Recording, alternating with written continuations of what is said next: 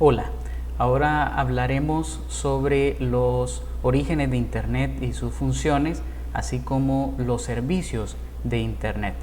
Estos temas son de vital importancia para la comunidad educativa y precisamente después de la coyuntura vivida de la situación pandémica, pues se ha vuelto más notable la necesidad y el uso de herramientas que están involucradas con el Internet.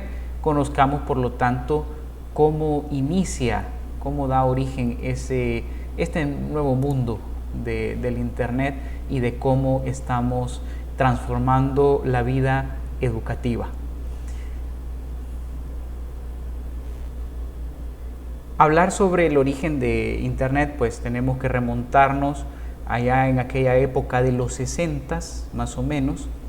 Hay un personaje que ha sido muy olvidado, ya que dentro de la historia de la informática se ha considerado a personas como Tim Berners-Lee, que lo voy a citar a continuación, y otras personas que han generado todos estos componentes que ahora conocemos como Internet.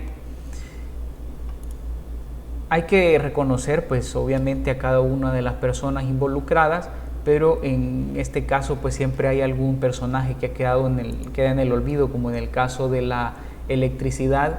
Muchos tienen como referente a Thomas Alva Edison. Sin embargo, también Nikola Tesla participó en gran parte de la revolución que tiene que ver con la electricidad. En esta oportunidad, pues darle reconocimiento a Joseph Carl Robert Licklider, que fue un informático de Estados Unidos y que aportó grandes elementos a la ciencia computacional. En realidad él diseñó los primeros esbozos a lo que él le llamaba Galactic Network, o sea, red galáctica, y a partir de ello pues creó un concepto de un mundo de ordenadores que estaban interconectados entre sí, y posterior a esa concepción que él tuvo, participó en la creación precisamente de una red conocida como ARPANET. Así que desde esa época de 1963, Licklider ya nos hablaba sobre una red de computadoras que estaban interconectadas.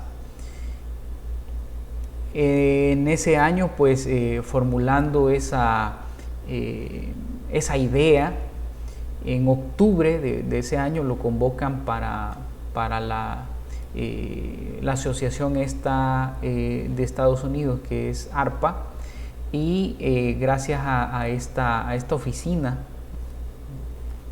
pudo tener cabida, digamos, la idea que él en algún momento había concebido, y que si hacemos una pausa y pensamos en la actualidad cómo estamos interconectados gracias a esa idea que él había generado.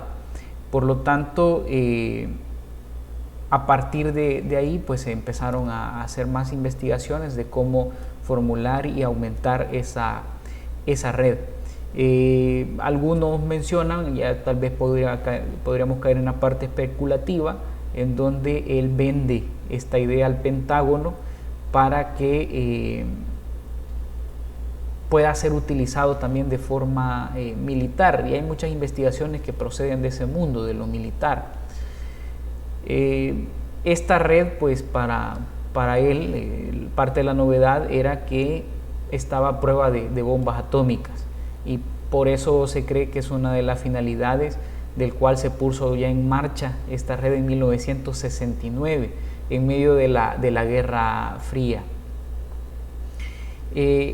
Así que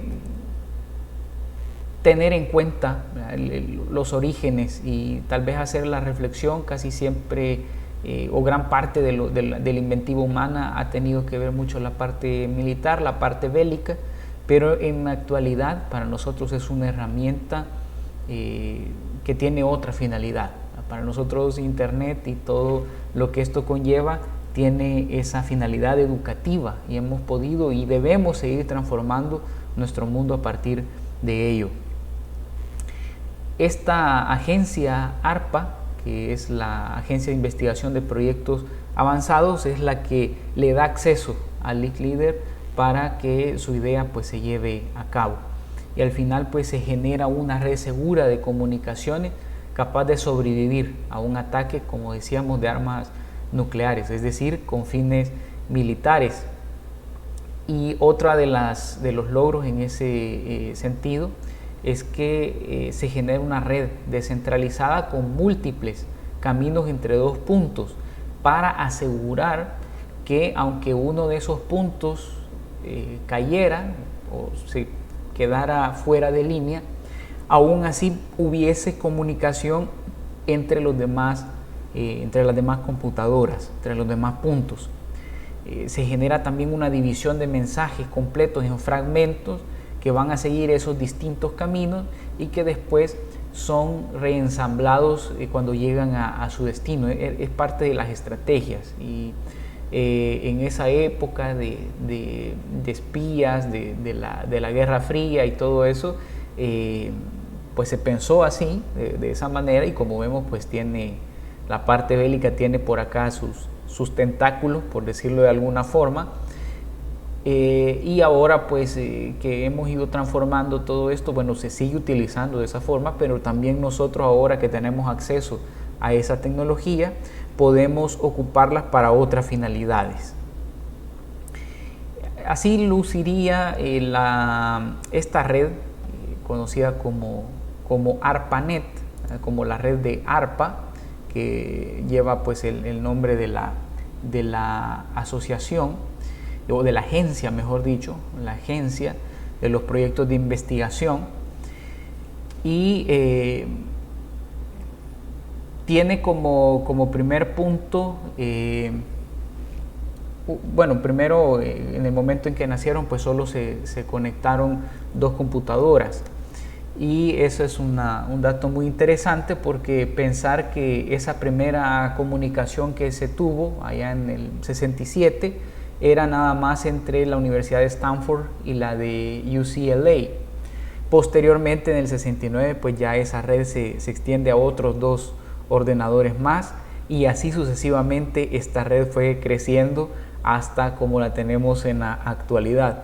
Es muy curioso observar estos orígenes, cómo se partieron nada más desde 2 puntos y cómo se fue evolucionando hasta llegar a los miles y millones de equipos que están enlazados en esta red.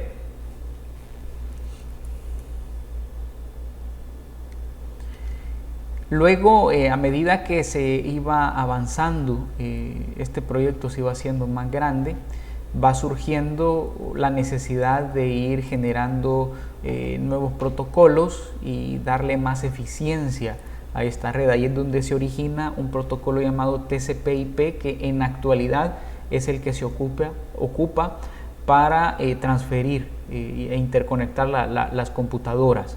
Eso pues es desde 1983. En el 71, regresando un poco también eso es respecto a la red, pero regresando también un poco a un dato ya a nivel de software, en el 71 se da el primer programa de correo electrónico, que también ha sido hoy por hoy una estrategia muy favorable, y es en la que en la actualidad pues aún sigue vigente, y la verdad es que ha recaído gran parte del peso de las comunicaciones en el correo electrónico para sustituir una serie de eventos que en las compañías se suele dar, como el hecho de comunicarse con sus empleados, mandar memorándum, todo ese tipo de comunicación necesaria, de comunicación corporativa. Pues en las universidades no estamos exentos también de todas esas necesidades, y por eso el correo electrónico siempre es un medio de comunicación de referencia, en el cual también nos permite recibir notificaciones de todo tipo. Ya en el 90 aparece este señor Tim Berners-Lee, un científico del CERN, que es un centro de investigaciones que está situado en Suiza, él genera un primer cliente web y un primer servidor a partir de ese momento, y genera toda una serie de sintaxis que nos permiten tener lo que ahora conocemos como páginas web. Por eso es que hablamos que ya se tenía ahí un primer cliente web y por lo tanto un primer servidor, ¿verdad? Esa dualidad entre cliente y servidor. El cliente es el que recibe la información o la consulta y se conecta a ese otro equipo, a ese otro punto de la red que es el servidor y que le provee esa información, o es donde la información está guardada o que tiene los algoritmos para que funcionen y nos proporcionen la información que podríamos desear. Así que este otro señor también es, bueno, este es conocido como el padre de la web como la conocemos en la actualidad. El poder tener la facilidad de consultar sitios donde tienen una serie de páginas y las páginas tienen otros enlaces a otras páginas, o que puedan contener videos, que puedan contener imágenes. Él y su equipo pues fue el responsable para que nosotros pudiéramos tener este tipo de tecnología. Hay que también mencionar que ya desde esa época pues también ya se tenían algunos de los problemas, que no estamos exentos y hay que cuidarnos, por ejemplo, de los famosos virus. Por lo tanto, es una batalla que de hace décadas pues se viene tratando de combatir. En esa primera web, conocida como web 1.0, tenemos ciertos componentes que nos vinieron a facilitar todo el aparato de comunicación a través de Internet. Esta web 1.0, que parte desde la creación con Tim Berners-Lee, solo se tenía un rol, y que era consumir la información, y se alojaba esta información en algún servidor informático. La navegación que se tenía era netamente textual y las consultas muy limitadas. Ya cuando aparece el lenguaje web HTML, que es el que nos permite colocar esos hipervínculos que tenemos en las páginas, se hace ya más atractiva la organización de los elementos que se visualizan en las pantallas. Y eso fue lo que generó Tim Berners-Lee a través de su equipo ahí en el CERN. Sin embargo, las interacciones en este punto siguen siendo muy limitadas, porque el usuario solo podía o puede, porque todavía la web 1.0 está inmersa en toda la evolución que ha tenido. En esos casos pues solo podemos leer la información y, por ejemplo, no podríamos comentar, escribir algo en esa web. Simplemente era abrir la página y tener una lectura o tener hipervínculos que nos lleven a otras páginas. En esa época, pues hasta donde algunos sitúan la web 1.0, en 1996, ya que empieza la transición a la siguiente forma de web, habían alrededor de unos 250,000 sitios. Cuando viene la web 2.0, en este caso ya estamos hablando de pasado del año 2000, ya se comienza a hablar de la web 2.0 porque se fomenta la interacción entre las páginas web y los usuarios. Ya no solo de leer la información que está en la web. En ese momento Internet se extiende ya como un referente dentro de nuestro vocabulario para hablar sobre comunicación y sobre colaboración, en la que todos los que hacemos uso del Internet podemos participar. Ya no solo leer la información, sino que también podemos generar información y publicarla en otro sitio web, en foros, en blogs, en redes sociales, en wikis, etcétera, que son todas esas estrategias de las que hemos hablado, que también nos podemos servir en educación. A eso le llamamos una web 2.0. Ya hay una participación por parte del usuario. Ahí en esa época de alrededor del año 2006 podríamos hablar que ya hay alrededor de unos 80 millones de sitios. Es decir, que en pocos años el aumento de la población y del contenido referente a Internet se había incrementado tremendamente. Ya para una época posterior, una década más adelante, se comienza a hablar de la web 3.0, que nos referimos a aquellas páginas que también pueden relacionarse de manera semántica, porque añaden un componente llamado metadatos que aportan valor a la información y la mejora la búsqueda.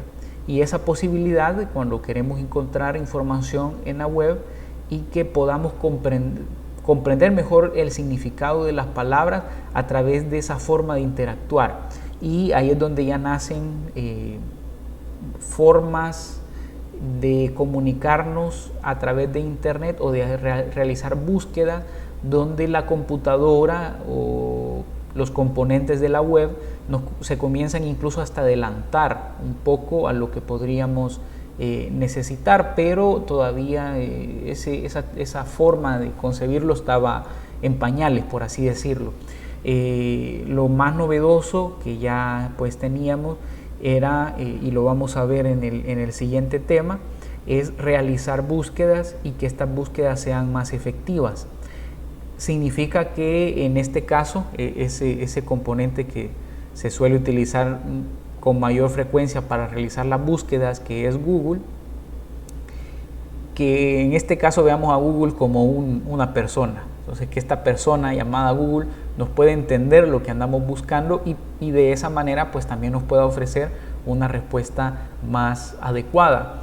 Porque, y esa fue la novedad de Google desde el año 2000 que inició operaciones, y bueno, desde finales de los 90, ya por el 98, cuando Larry Page y Brin comenzaron a formular la compañía. Entonces ya tenían esa filosofía de que las búsquedas necesitaban una mejora. Entonces ya cuando hablamos de la web 3.0, esa mejora ya estaba muy amplia y todavía le hacía falta algo más, porque ya vamos a hablar de la web 4.0, pero eso nos generaba ya la posibilidad de interactuar en Internet y escribir una búsqueda, por ejemplo, y que en este caso el buscador pueda entender mejor qué es lo que usted quiere encontrar.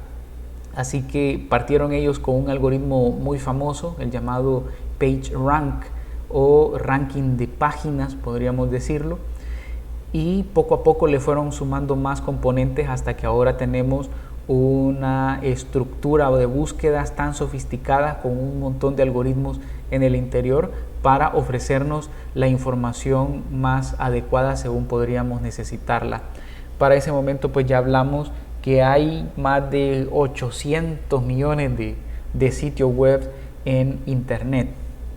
Y posteriormente se comenzó a hablar de la web 4.0, donde ya el Internet puede funcionar de una manera predictiva, ya no solo recibiendo órdenes por parte del usuario, sino que mediante el empleo de la inteligencia artificial, que es otro de los boom que tenemos en la actualidad, y que siempre se ha hablado de ello, pero cada vez nos vamos acercando más a observar una inteligencia artificial como tal. Por lo tanto, al interactuar de esta manera en Internet ya podemos, los componentes web se pueden anticipar a sus solicitudes, se pueden anticipar, incluso predecir comportamientos en el futuro. Se generaliza también las interacciones mediante la voz, porque podemos ya dar instrucciones con nuestra voz, o también con el uso de los dispositivos inteligentes que nos permiten realizar búsquedas habladas, y pues Google es muy experto en eso. Es uno de sus grandes apuestas hoy por hoy y que le da grandes resultados, a tal punto que hay teléfonos de estos llamados inteligentes que tienen un botón para poder hacer búsquedas y comunicarnos de manera verbal, de manera hablada, con el buscador y así obtener resultados. En este punto pues podemos también hacer una síntesis de de las características fundamentales de cada versión de la web. Podemos, por lo tanto, sintetizar que la web 1.0 estaba centrada en la información. Esto significa que, relacionándolo con el ámbito educativo, es nada más presentar ensayos, presentar artículos y que los alumnos tuvieran la oportunidad de leerlo a través de Internet. Con la web 2.0 ya esta web está centrada en las personas y por lo tanto las personas tienen más participación en la web. Aquí es donde decíamos entran los blogs, las wikis, los comentarios en un artículo y por lo tanto podemos hacer una analogía de que también la información ha ido evolucionando en este sentido, porque ya hoy por hoy pues el alumno debe tener más participación, aunque a veces el alumno no quiera tomar parte de la educación y aunque el docente quiera ejercer el rol de un mediador, el rol de una persona que nada más va conduciendo el rumbo a través de su conocimiento pedagógico. Desafortunadamente en algunos casos los alumnos no quieren aprovechar y tomar esa participación. Ahí es donde seguimos los docentes en esa lucha de utilizar estrategias como la web 2.0 para que los alumnos participen y no debería de costar que se haga valer la palabra de ellos. Generalmente siempre andan buscando algún beneficio en cuanto a calificaciones, cuando el ser humano se dé cuenta que el beneficio son también los logros intelectuales, pues la cosa va a ir cambiando de gran forma. Pues la primaria, la secundaria tiene gran responsabilidad sobre eso, los padres de familia tenemos responsabilidad sobre eso, pero en la universidad pues no dejamos de hacer la lucha y por lo tanto debemos conocer estrategias como todo lo que nos ofrece la web 2.0, como decíamos, blogs, las redes sociales, artículos y que los alumnos puedan hacer comentarios al final, los foros, etc. En la web 3.0 está centrada más en las máquinas y aquí lo que tenemos que hacer es aprovechar la receptividad que tienen las computadoras respecto a nuestras consultas. Y con la web 4.0 ya está centrada en el agente, es decir, en esa interacción que podemos realizar con los componentes web, en donde ya no solo es una comunicación de pocos sentidos y que a través de la web podamos obtener información y a lo sumo colaborar en ella o escribir algo en ella, sino que ya se genera más interacción y ahí es donde entra en juego la inteligencia artificial y por lo tanto podemos sacarle aún mayor lucro. Hay diferentes materias pues, que se pueden prestar a este tipo de forma de ejercer la web 4.0. Hablar de la web, hablar de Internet también genera algunas situaciones que no pueden quedar a un lado. Hay que mencionar que el Internet ha transformado al mundo, por decirlo de una manera generalizada y tajante. Ha transformado al mundo y el mundo pues lo componemos cada uno de los seres humanos. Por lo tanto, nos ha transformado a los seres humanos. Nos ha transformado en nuestra forma de tomar decisiones. Si queremos comprar algo, en algunos casos pues consultamos primero en Internet, vemos algunas reseñas, personas que cómo les ha ido con esos productos o para buscar productos nuevos. Y en algunos casos vamos a las tiendas ya simplemente a comprar el producto porque ya lo conocemos, ya sabemos si funciona, no funciona, como decimos, si sale bueno, si no sale bueno. Y ya en las tiendas pues ya no se hace mayor consulta, simplemente se adquiere el producto porque de antemano ya se hizo una investigación, entonces afecta en nuestro modo incluso de comprar. Esto puede beneficiarnos también en educación con el famoso Flipped Classroom, que es el aula invertida, sería su nombre en español, en el cual pues los alumnos se pueden anticipar a la clase. Es una estrategia extraordinaria, pero por la misma falta a veces de voluntad del alumno, y hay que motivarlo, la falta de lectura también que se tiene, la falta de lectura comprensiva que no se ejerce, eso afecta a una metodología como esa. Sin embargo, podemos utilizar esa misma estrategia porque ellos primero pueden consultar a través de los materiales compartidos de internet y después llegar a la clase a generar un proceso de discusión. Por otro lado, también cambia en nuestra forma de leer. Cuando estamos leyendo en internet tenemos alrededor atiborrado de información, o en algunos casos de publicidad, como suele suceder en algunos servidores gratuitos, porque de la publicidad se van a estar beneficiando, van a estar tratando de sacar el lucro que no pueden sacarlo de forma directa. Es comprensible también porque tienen que costear el servidor y todo lo que eso puede incurrir. Pero tenemos ahí pues la web llena de un montón de componentes, y en nuestra lectura también vamos a encontrar los hipervínculos. Y si hay algo que no entendemos o queremos obtener más información, estaríamos tentados a hacer clic en el hipervínculo para pasar a otro sitio, y eso también puede ser un tanto distractivo. Entonces, en nuestra manera de leer también el internet nos está afectando, porque tenemos que aprender a leer en internet, y eso es algo que en algunos casos no nos enseña. Entonces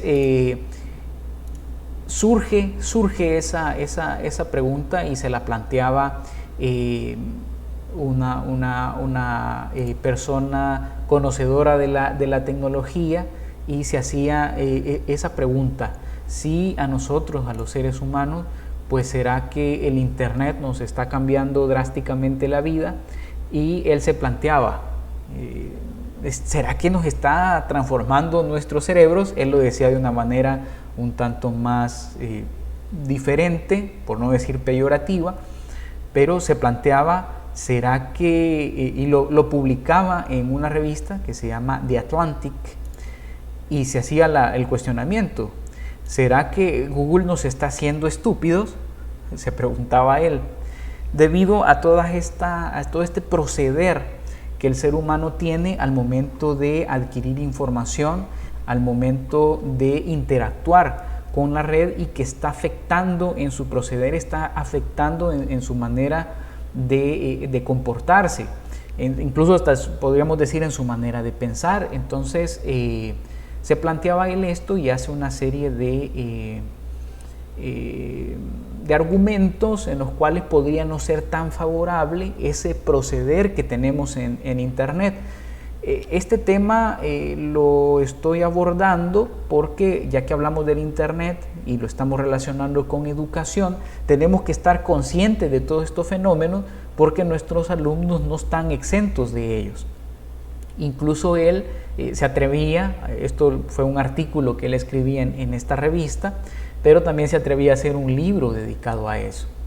¿Qué es lo que está haciendo internet a nuestras mentes superficiales? Se llama el libro de Nicholas Carr, que fue el autor del artículo ¿Is Google Making Us Stupid?, publicado en The Atlantic. Es una reflexión para mí muy importante, ya que, como comentaba, los alumnos por lo tanto no están exentos de este proceder. Y eso que este artículo fue publicado en el año 2008, 12 años después, para mí sigue vigente la pregunta. Hay muchos autores que lo han abordado este cuestionamiento, han hecho algunas refutaciones, no necesariamente nos va a hacer estúpidos, pero sí considero nos está alterando un poco en el proceder, y no necesariamente para mal, pero como docentes debemos estar pendientes de cómo la tecnología está influyendo en nuestro proceder. Y 13 años después de la publicación de Nicholas Carr, sigue estando vigente, porque yo observo el fenómeno de las redes sociales, por ejemplo, que hoy por hoy sigue todavía inmerso en nuestras vidas, fenómenos como esa red social de TikTok, y observo cómo los jóvenes invierten demasiado tiempo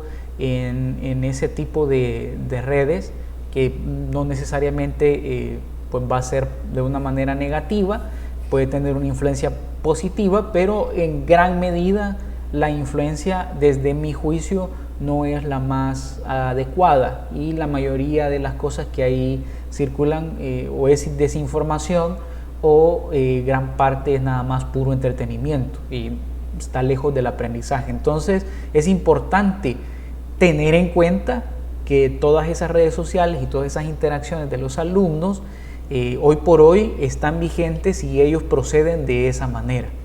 Y por lo tanto, abogo más y aplaudo a ciertos docentes que entran en ese tipo de redes sociales, entran en ese juego, pero para, de una manera directa o indirecta, tener un juicio más educativo para la población que utiliza ese tipo de redes sociales. Por lo tanto, también podría ser un punto a considerar. A la defensa, bueno, para profundizar más esta situación de la que planteaba Nicolás Carr, y que algunos pues intentaban hacer algunos juicios respecto a la postura que él había adoptado. Incluso en una revista se hacía el cuestionamiento si realmente pues era así, que si realmente Google nos estaba haciendo estúpidos o nos estaba alterando en nuestro proceder. Y muchos de los expertos se sintieron abrumados por este tipo de postura, y se hizo se empezaron a hacer encuestas para ver la opinión de la población respecto a eso. Y un 70% de los consultados en el año 2020 sostiene que el Internet podría ayudar, podría contribuir al ser humano a ser inteligente, no necesariamente a lo contrario, como exponía Nicolás Carr. Claro, a veces los nombres de los artículos están generados en función mercadotecnia, mercadológicamente, para que puedan ser atractivos y sean leídos los artículos. Sin embargo, es una muy buena pregunta, porque hay que hacer una reflexión. Y muchas de las personas han hecho la reflexión que no necesariamente pues está haciendo de esa forma. Y a juicio personal, eso depende de cada uno. Pues como alumno, una persona podría utilizar todo el aparato de redes sociales a su beneficio educativo. Una herramienta como YouTube, que al menos en mi caso a mí me encanta muchísimo, porque encender la televisión es observar lo que esté ahí sin derecho a cambiarlo, a menos que se haga algún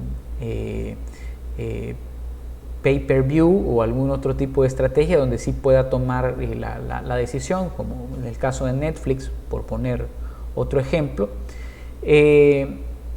Ocurre que YouTube, pues ahí todo el tiempo tenemos el control de lo que deseamos ver, nos hace propuestas al finalizar un video, pero cada quien decide lo que va a ver. Y YouTube tiene tanta desinformación también como las redes sociales, pero he descubierto que tiene un gran potencial para todas aquellas personas que de veras quieren compartir algo valioso para la humanidad, y abundan canales de ese tipo. Lo que pasa es de que por el mismo proceder de desinformación, son canales que a veces son desconocidos, o porque la gran parte de la población en realidad no está interesada en educarse y no está interesada en transformar las sociedades, simplemente están esperando a que le transformen la sociedad. Entonces es importante que orientemos a nuestros alumnos a tomar un acto más participativo dentro de la sociedad, y YouTube tiene una infinidad de canales, un montón de gente que se dedica a debatir, que se dedica a obtener o a presentar mejor información, a argumentar, a presentar ideas, y que pueden ser muy útiles. Por lo tanto, haciendo la reflexión sobre lo que decía Nicholas Carr y la opinión de la gente, no necesariamente Google, él menciona Google como sinónimo de Internet también, porque es un gran pionero de toda la parte tecnológica, y también porque cualquier alumno cuando necesita consultar algo pues va a Google y a veces no lo hace de manera correcta. Hoy vamos a descubrir algunas estrategias de cómo sí podemos aprovechar las búsquedas de Google. Pero para concluir esta parte, no necesariamente Google nos va a transformar en ese sentido, sino que nosotros debemos, cada uno de los seres humanos y precisamente de los alumnos, deberían de tomar ese juicio, ese criterio para hacer valer Internet como una herramienta para enaltecer todas las facultades que tienen, y para eso estamos los docentes, para orientar en ese sentido. Luego, en defensa de Google, respecto a la posición y la pregunta de Nicholas Carr, sale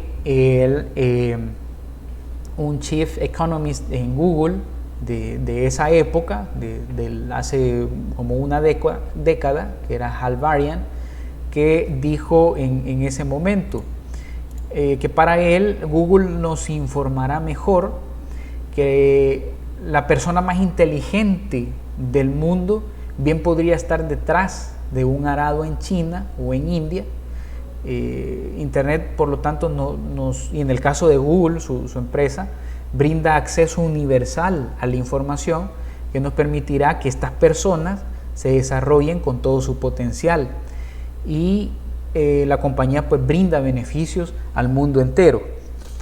La verdad es que cualquier compañía también puede contribuir a esto, y por eso yo más le apunto a que cada individuo pues tiene que ejercer un papel más activo dentro de su sociedad, y debe despertar su mente para obtener información que pueda hacerle valer para que la sociedad efectivamente pueda ser transformada, y que él como individuo principalmente y como ciudadano, que es lo que forma la universidad, pueda también estar preparado. Luego hay otro autor, el autor John Suller, que también quiero mencionar un fenómeno que él describe, que él le conoce como The Online Disinhibition Effect, un efecto de desinhibición en línea. Y algunos de los postulados de donde parte su tesis, considero que pueden ser muy conocidos para cada uno de los que utilizamos en algún momento una red social. Primero, él menciona que hay una especie de disociación por anonimato, que los perfiles virtuales hacen que se pueda ocultar la verdadera identidad de las personas. Y es muy bien sabido, es muy bien estudiado, que hay personas tímidas que en Internet, como se sienten ahí en anonimato, pueden vencer toda esa timidez y tratan de establecer alguna cita o entablan alguna conversación, que cuando ya se ven de forma física podría ser todo diferente.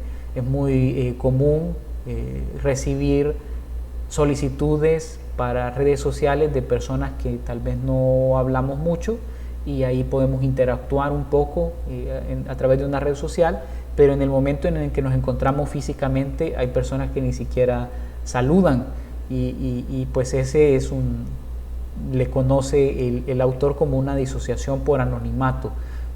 Se mantiene en anonimato a pesar de que uno conozca muy bien a la persona y podría estar de manera física. Eso conlleva lo siguiente, que hay una invisibilidad del ciberespacio, que no existe un contacto físico en el ciberespacio, y eso hay que considerarlo porque también modifica o transforma el proceder de cada individuo, y en los alumnos se da mucho de todo esto, ya que a algunos les viene muy bien las clases en línea porque no les gusta la interacción física y por lo tanto pues se sienten muy cómodos, pero en el momento en el que la situación es presencial cambian, y ahí entran más en juego aquellos que son más sociables, y son más de una interacción física, de abrazos, de saludos. Y como docentes pues tenemos que estar al tanto y saber integrar cada uno de estos formas o cualidades de la personalidad de cada individuo. Menciona también como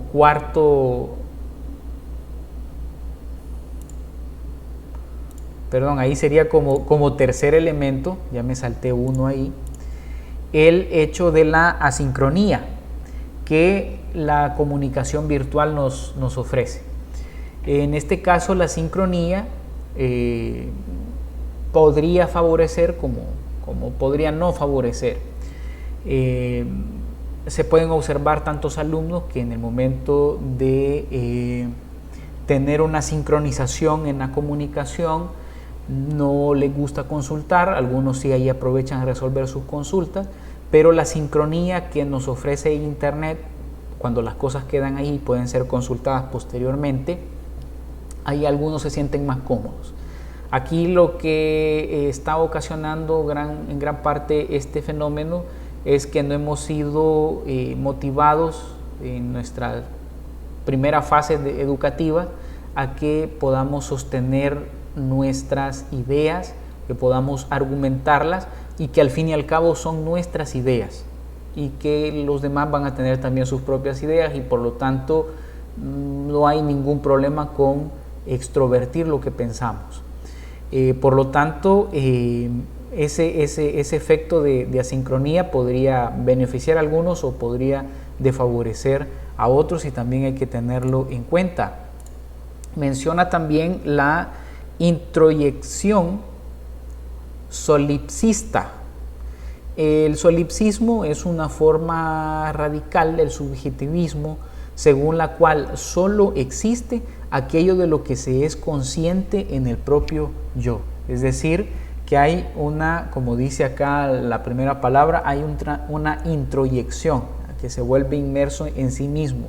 El cerebro crea una imagen de la persona por las características que ésta nos transmite, que muchas veces no corresponde a las reales.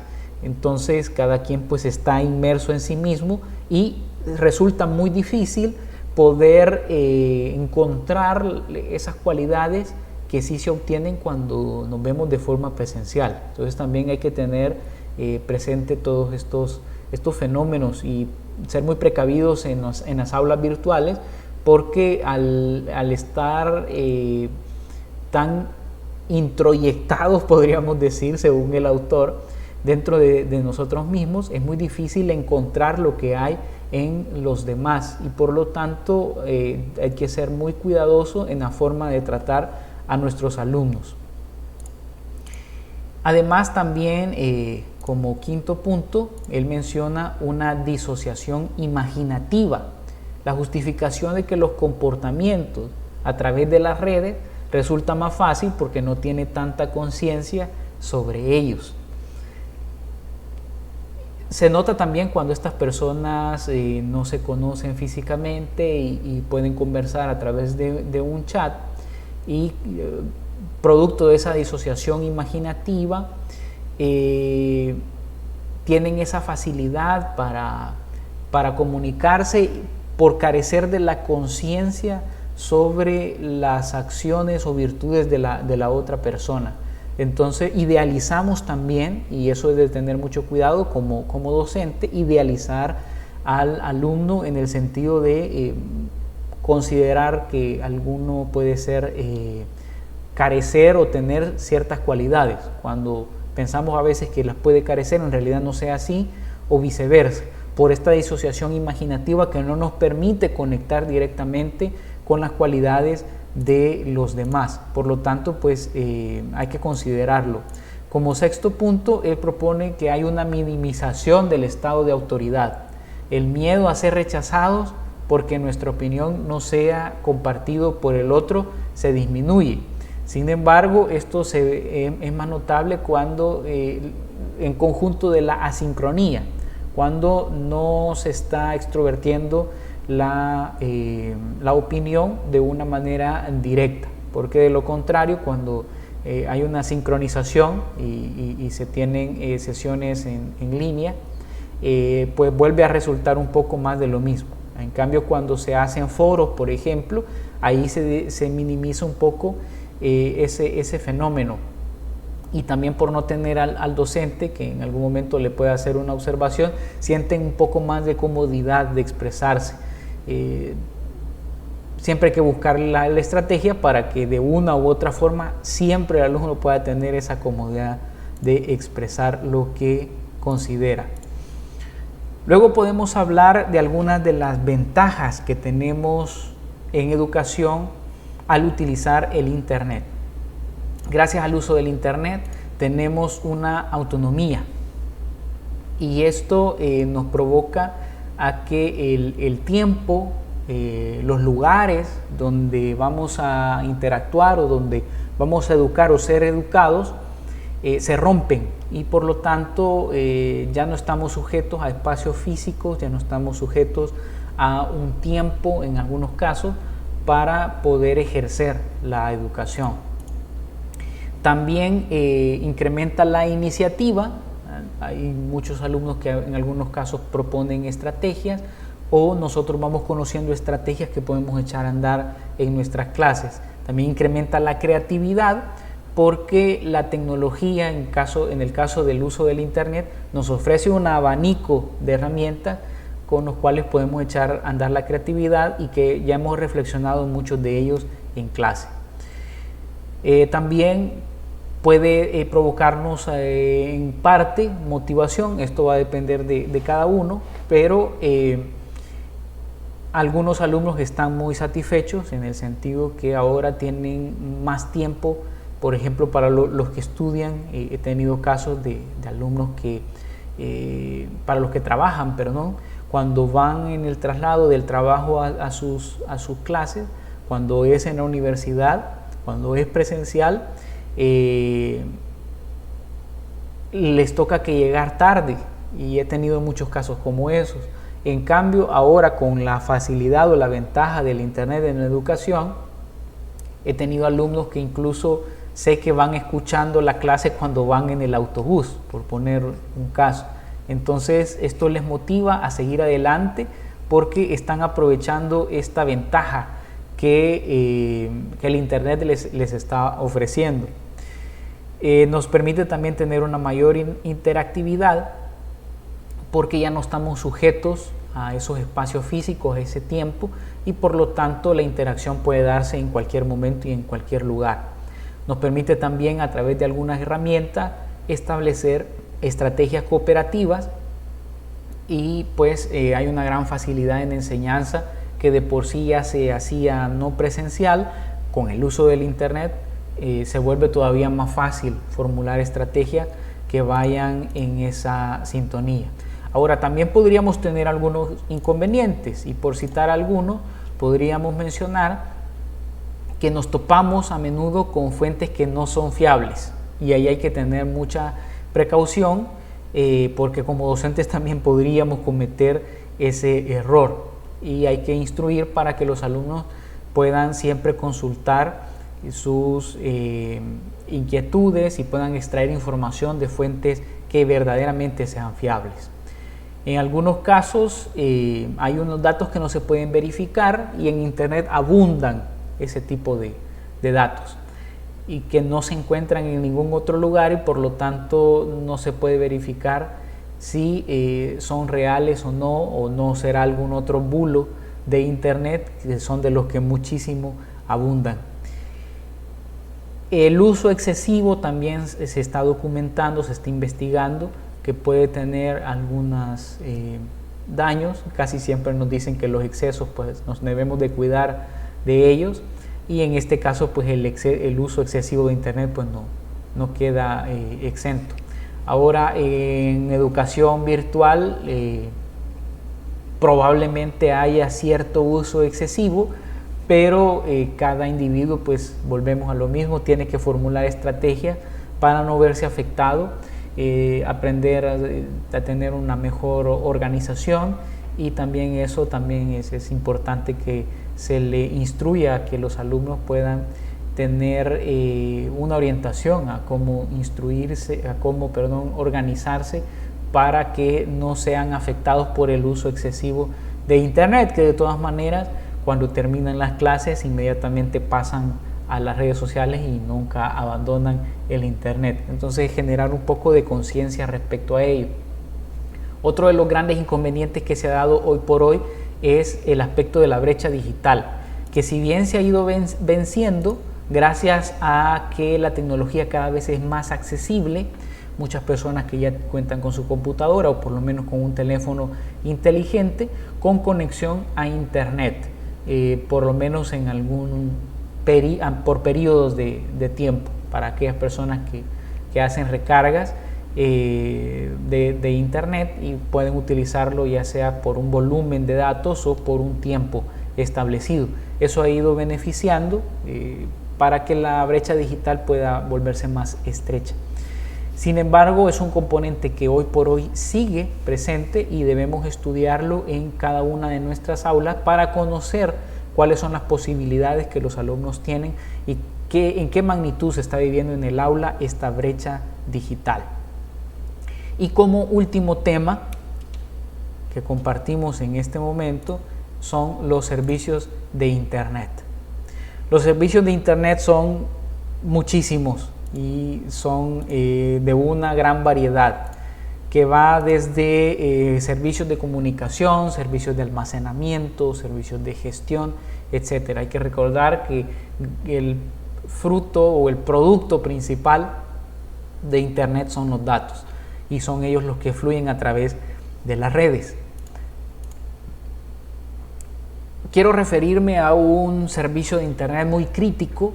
Hay muchísimos, podemos hablar también del correo electrónico que se utiliza en las organizaciones, en las universidades, y de un gran cúmulo de herramientas que nos van a beneficiar en la parte pedagógica, pero quiero referirme a uno que es tan común, que es muy usado y que a menudo no se ocupa de la manera correcta y que tanto docentes como alumnos hacen uso de esa tecnología, de esa estrategia, pero en algunas ocasiones no es el uso más adecuado.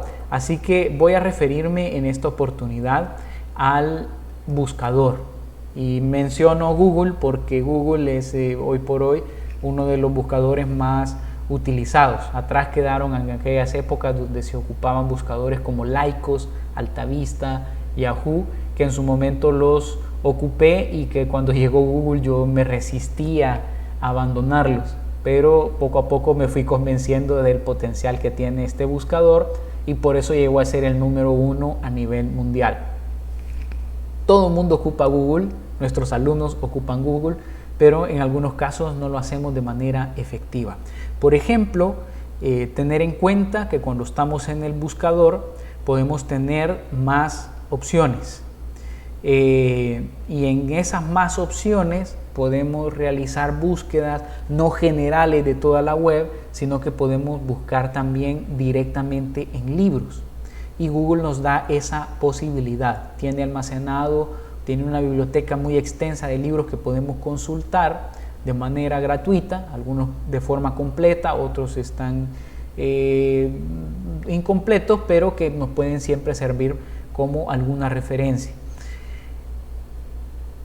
Para ello, pues simplemente ingresamos al buscador y si yo necesito encontrar algún libro que hable sobre herramientas educativas, por ejemplo, tengo por ahí unos 3 botoncitos que dice más, 3 puntos que dicen más, y dentro de esa categoría más está la opción de libros y es la que me permite acceder a esa biblioteca en línea.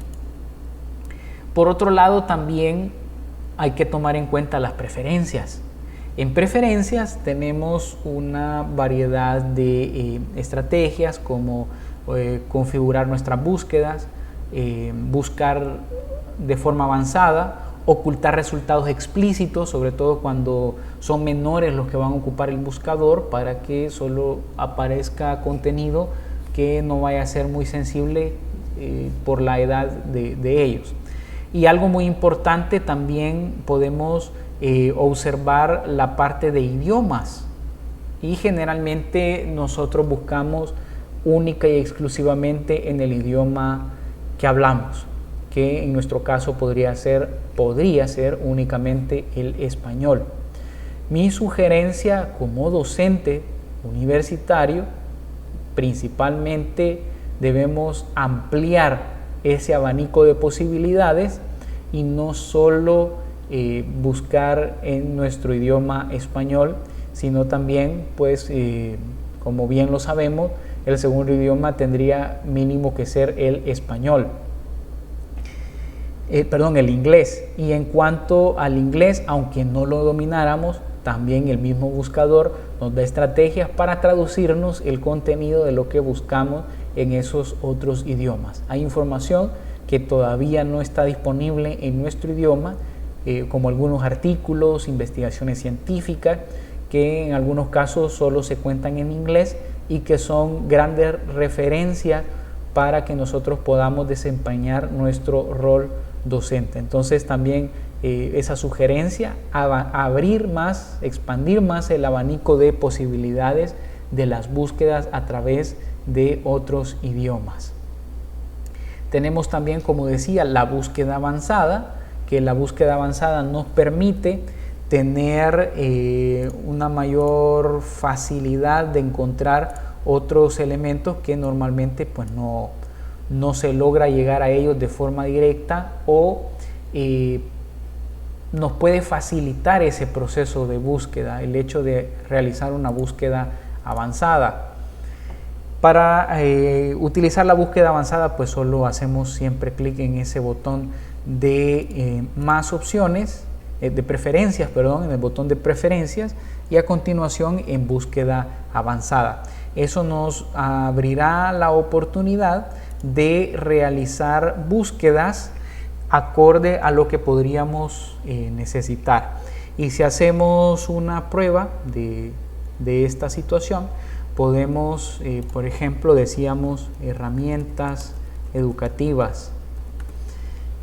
Si yo necesito hacer una búsqueda más específica, tenemos ese botón de preferencias y luego después de preferencias donde dice búsqueda avanzada. En búsqueda avanzada me va a salir toda esta interfaz en donde yo puedo ser más explícito de cómo quiero los resultados. Puedo buscar un conjunto de palabras, puedo buscar una palabra o una frase exacta. Por ejemplo, si yo quiero que siempre me arroje resultados que diga herramientas educativas de esa manera y en ese orden las palabras, porque así como está acá, esta búsqueda también me puede reflejar resultados donde solo incluya la palabra herramientas o solo educativa o algún sinónimo de ellos. Es una búsqueda muy general. Si yo quiero que exactamente lleve esa frase o esas palabras tal y como las esté escribiendo, mejor las coloco acá y me va a buscar únicamente aquellos resultados que contengan estas dos palabras. O si yo quiero que resultados que tengan herramientas o que tengan la palabra educativa, entonces puedo colocarlo en esta otra. Aquí podría yo poner algunos sinónimos como aplicaciones, entonces ya sea que tenga la palabra herramientas, aplicaciones o educativa, pues me va a arrojar esos resultados. O si hay algún componente que yo deseo que no tenga la búsqueda, por ejemplo, si en este caso en realidad yo no quisiera que me mostrara aplicaciones, sino que herramientas de una manera más general, puedo poner acá la palabra aplicaciones, que me busque herramientas educativas tal cual está escrito ahí. Sería acá esta frase exacta, herramientas educativas, pero que en los resultados no figure la palabra aplicaciones. Entonces yo estaría excluyendo, o que figure de un número a otro número. Y también podemos restringir los resultados, ya sea por idioma por una región, en qué momento han sido actualizados para buscar los más recientes, según el dominio, si tenemos algún sitio web específico, etcétera. Aquí nos resume gran parte de estrategias que podríamos utilizar de una manera más manual, que con esta interfaz pues tenemos un abanico de posibilidades sin necesidad de conocer a profundidad la sintaxis de cómo realizar las búsquedas.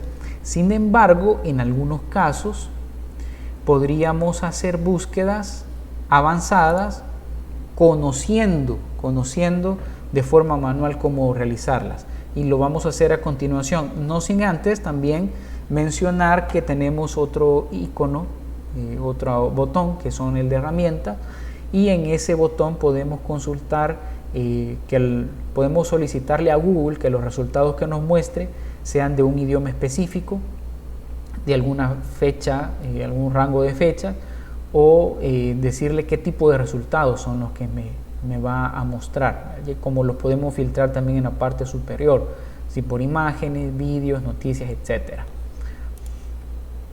Podemos hacer lo anterior que habíamos mencionado, las búsquedas más a profundidad de una forma un tanto más manual, sin necesidad de ingresar a la interfaz de búsqueda avanzada. Para ello, por ejemplo, si yo quiero una frase exacta, puedo escribir nada más comillas. Si yo escribo entre comillas, me va a buscar exactamente ese conjunto de palabras. En este caso ponemos como ejemplo el buscar estrategia docente. Si yo escribo estrategia docente sin las comillas, me hace una búsqueda general de todos los resultados que contengan ambas palabras. Pero si yo consulto, por ejemplo, entre comillas, estrategia docente, me va a buscar sitios que tengan exactamente esas dos palabras. Y si yo hago una comparación de los resultados, acá, como es una consulta más general, me genera más de 75 millones de resultados. 75 millones de resultados. En cambio, si yo utilizo, entre comillas, estrategia docente, me genera nada más 43.800 resultados. Drásticamente se ha reducido el número y por lo tanto su búsqueda es más específica. Solo le ha mostrado páginas que tengan estrategia docente tal cual está escrito ahí.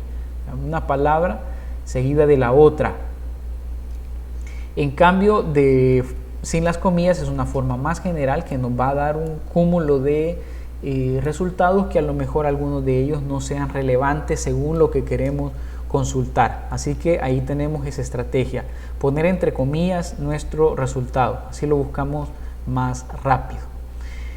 Si tenemos dos tipos de consultas que quisiéramos hacer al mismo tiempo, podemos usar la barra vertical o también las letras O y R, es decir, O en inglés, OR. Eso hará que se busque una cosa o se busque la otra. Por ejemplo, si escribimos, y vamos a hacer también este otro ejercicio. Si escribimos, por ejemplo, sociedad del conocimiento, y noten que lo he puesto entre comillas, eso significa que necesito resultados que exactamente digan sociedad del conocimiento, pero también me gustaría encontrar resultados de sociedad de la información. Entonces puedo poner la barra. Si no logro encontrar la barra en mi teclado, puedo usar también las palabras, y en mayúsculas tienen que ser, or en mayúscula. O en este caso podría buscar sociedad de la información, entre comillas, para que me busque exactamente así. Si yo presiono Enter, esto me genera más de 44 millones de resultados. Ahora, si yo hago esta misma búsqueda, pero sin las comillas y sin el OR, y solo escribo Sociedad del Conocimiento, Sociedad de la Información, para que me busque una cosa o la otra. Esto me ocasiona 231 millones de resultados, es decir, una gran cantidad de páginas que contienen las palabras sociedad, las palabras conocimiento e información. No necesariamente y de manera específica artículos o páginas que hablen de sociedad del conocimiento o sociedad de la información. Así que también es otra manera de cómo restringir la cantidad de resultados que podríamos tener en una, en este caso, pues en un solo abanico de páginas que me va a mostrar Google. Tenemos también, por otro lado, tenemos el establecer un rango de números. Podríamos necesitar en algún momento conocer algún resultado donde haya un rango que vaya de tal a tal número. Yo como ejemplo tengo acá, si quisiera comprar una cámara DSLR, por ejemplo, puedo escribir acá en Google cámara DSLR y que estén entre $500, escribo 2 puntos y sin dejar ningún espacio y luego la otra cantidad que tenga $900. Entonces entre 500 y $900 y ya me da algunos sitios donde están esos precios. Si observan, están entre las dos cantidades. 549 es mayor que 500, pero es menor que 900. Si lo observamos acá más cerca, cada uno de los resultados contienen esos precios que están dentro de ese rango que yo he definido previamente. Ninguno excede a los $900, ni ninguno es menor de $500. Ahora, si yo por el contrario no hiciera una consulta como esta, sino que mi consulta solo fuera cámara DSLR 500 y $900, eso me ocasiona encontrar páginas que podrían precisamente tener nada más esas cantidades. Aquí 500 cabalitos, 900. En este no incluye 900. Si yo le digo, no, pero es que tiene que incluir 900, entonces doy clic acá para que me busque páginas que obligatoriamente incluyan esa cantidad. Entonces, como vemos, una consulta como esta es muy ambigua y por lo tanto me busca y me da resultados de páginas que contengan cámara o que contengan DSLR o en conjunto, no necesariamente con $500 y $900.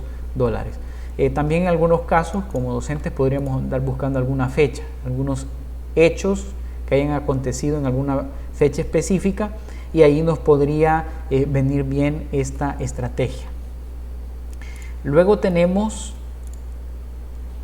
también podemos hacer uso de la coincidencia de palabras a través de un asterisco. Esto lo vamos a ocupar cuando desconocemos y por alguna razón se nos haya olvidado alguna palabra que compone a alguna consulta que queremos realizar. Por ejemplo, ponemos ahí, si quiero recordarme de cómo es que se llama ese autor de misterio, de terror, en cuanto a la redacción, a las novelas, los cuentos que él sacó, y se me ha escapado uno de sus nombres, solo me acuerdo que se llama Edgar Poe y no sé cuál es el otro nombre, entonces puedo escribir entre comillas para acotar que sea una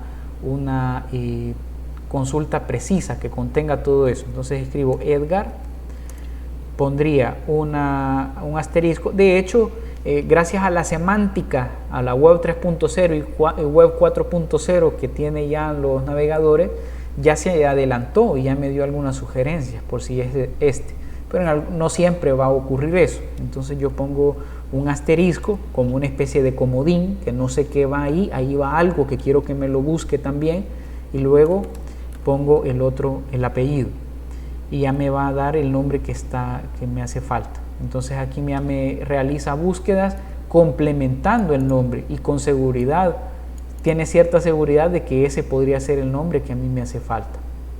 Entonces las respuestas que me dan incluyen ese nombre Alan, aunque yo no lo hubiera escrito, pero gracias a ese asterisco incluye el nombre Alan dentro de mi búsqueda.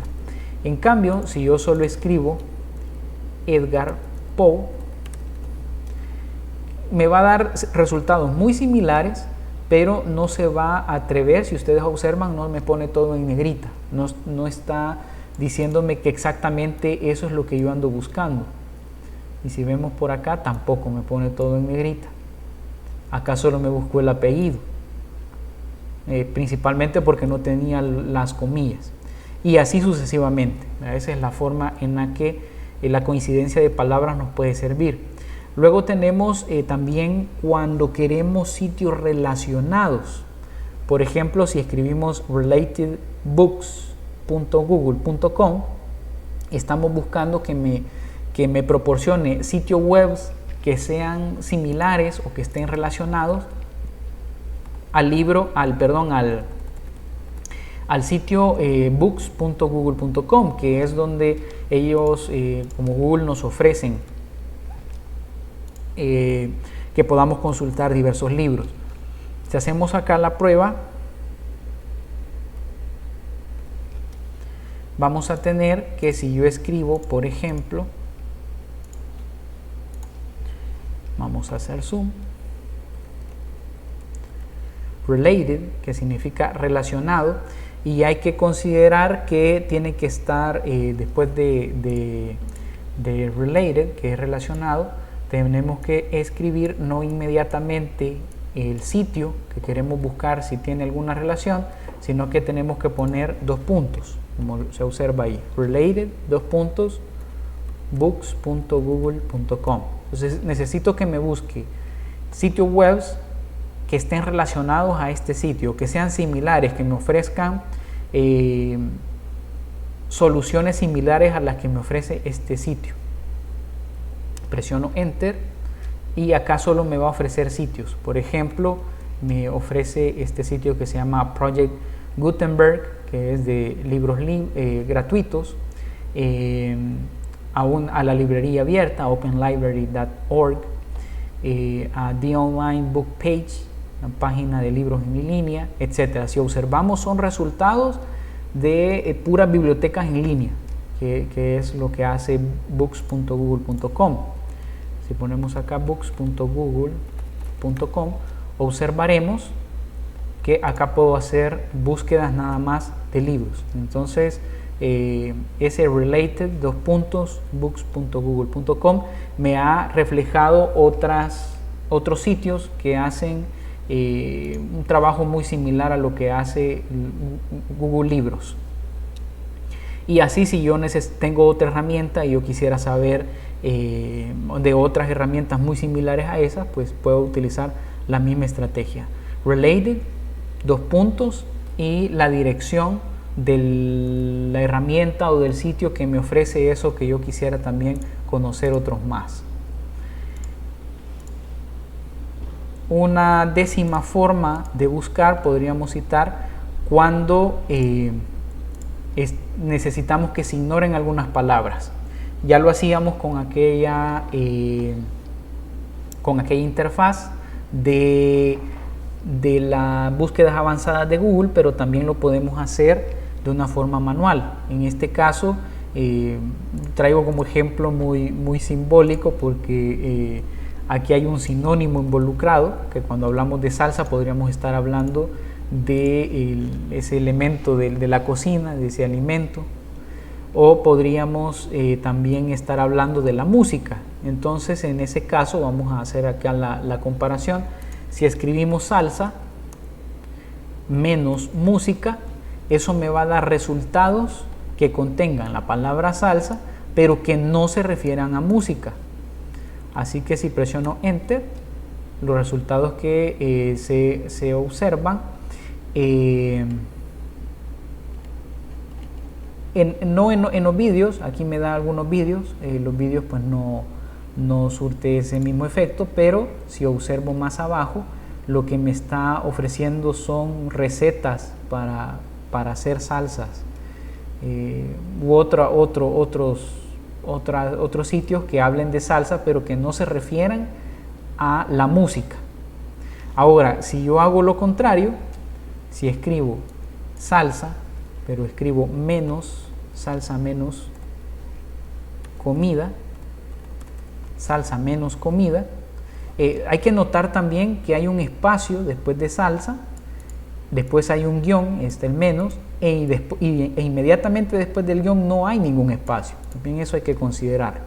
Si escribo esto, salsa espacio guión comida, ahora sí me busca que hable de salsa como música. Bueno, en el caso anterior me mostraba baile, en realidad no era música. También pude haber escrito salsa espacio guión música espacio guión baile, para que no me muestre nada ni de baile ni de música. En cambio aquí sí, no me muestra de comida, pero sí me muestra todo lo que tenga que ver con salsa de música u otras cosas que no sean la salsa de comida. Música salsa, la salsa como baile, y hasta después pues vienen algunos elementos de comida, pero ya no fue la prioridad. La prioridad fue darme elementos que no estuvieran relacionados con la comida. Y también, como estoy haciendo una búsqueda en español, podría buscar acá solo resultados en español para acotar y tener mejores resultados en mi consulta. Así que esas son 10 formas que yo quería compartir, que en educación pues nos puede servir muchísimo al momento de realizar nuestras búsquedas. Finalmente, hablar de otros servicios de internet más allá del buscador que debemos conocer o considerar. En primer lugar, pues el navegador, que nos da acceso a todos esos servicios de internet, hay que mencionarlo. Por navegadores pues tenemos Google Chrome, Mozilla Firefox, Microsoft Edge, tenemos Opera, tenemos Safari, que es para las computadoras Mac, para teléfonos iOS. También parte de los servicios de internet que debemos de conocer como docente son las bibliotecas virtuales, de las cuales pues podemos echar a andar para tener referencias bibliográficas que sí hayan sido verificadas. El uso de correo electrónico, como mencionamos antes, los sitios web, que es cualquier sitio como el que estamos construyendo para el parcial número 1, que puede ser una estrategia muy útil para conformar una serie de herramientas educativas. O también los dominios web, cuando no deseamos dar unas direcciones tan largas y que sea muy difícil acceder a ellas para nuestros alumnos, sino direcciones más específicas, y más adelante estaremos abordando este tema, que también a un docente universitario podría servirle una de enorme estrategia utilizar o tener su propio dominio web, como en mi caso, por ejemplo, mi dominio web es ingemorales.com, y cualquier recurso o material que comparto con mis alumnos está alojado en mi servidor, que está bajo ese dominio, ingemorales.com. De esa manera tengo acceso a todo el abanico de herramientas tecnológicas creadas por mi persona y que sean también mucho más fáciles de compartir con nuestros alumnos. Así que el dominio web puede ser también una excelente estrategia para que un docente pueda tener acceso u ofrecer ese acceso a nuestros alumnos, y de esa manera fortalecer más todo el abanico de posibilidades que tenemos en herramientas educativas. Bien, por el momento eso ha sido todo. Como siempre, un placer poderles servir, y siempre quedamos a las órdenes para cualquier consulta. Siempre sigo esperando yo sugerencias, comentarios y sobre todo también su opinión, que es muy valiosa, porque entre todos podemos formar esta comunidad educativa en beneficio del aprendizaje. Muchas gracias y mucho gusto.